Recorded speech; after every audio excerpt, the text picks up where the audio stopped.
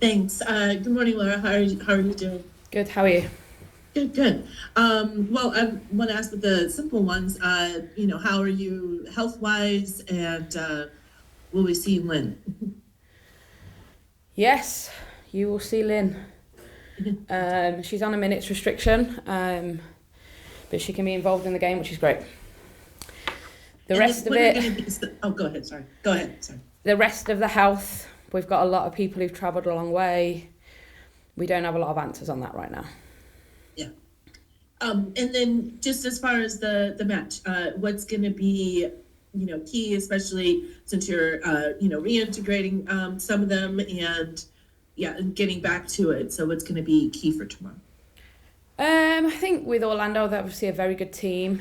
It's trying to nullify their threats as much as you can, knowing that that's a real challenge, right? That's hard work to do that. But whilst also trying to impose yourself on the game, I thought San Diego did a really good job of that against them down in Orlando, and didn't get the result, but I actually thought they played really well. So I think, you've got to try and...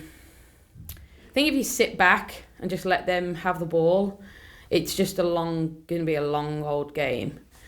So I think you've got to sort of like just pick your moments of when you can really go after them, but try and also, when you have the ball, control the game as well. So that's been a lot of our work this past couple of weeks. Thanks, Jada. And then we'll go over to Marco.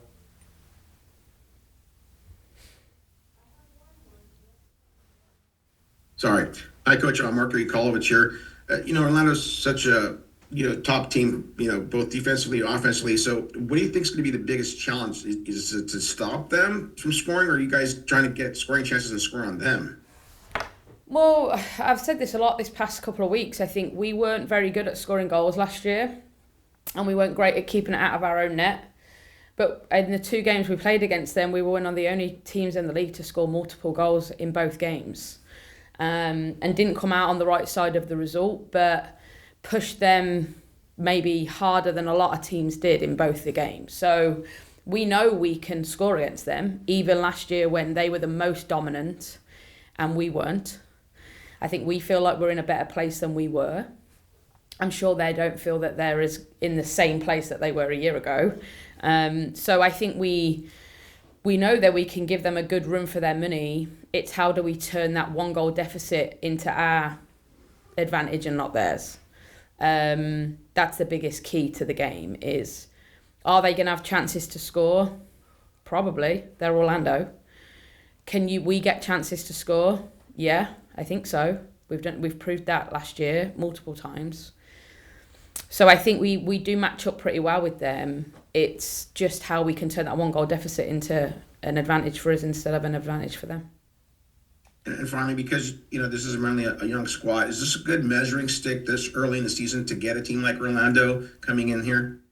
Thank you. Yeah, I think the Angel City game was a good measuring stick too of, a big environment, loud environment. I think that rocked us a little bit at the start of that game. And we came out in the second half better for it.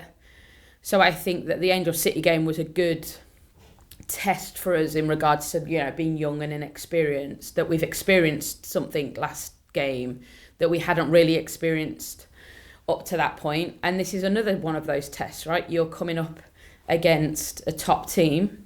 We know that. But we also know what our strengths are and we want to try and show that. And you're right. I think, to me, this first part of the season, or first half of the season especially, we'll get to play everybody and we'll get to really see what this young group can do. And hopefully we can layer in our experience along the way to make that a better experience for the young ones. But there's no doubt that these young players and these less experienced players are going to gain a ton from all the exposure that they're getting right now. And why not make it another test tomorrow? I think that's a great opportunity for all of our players.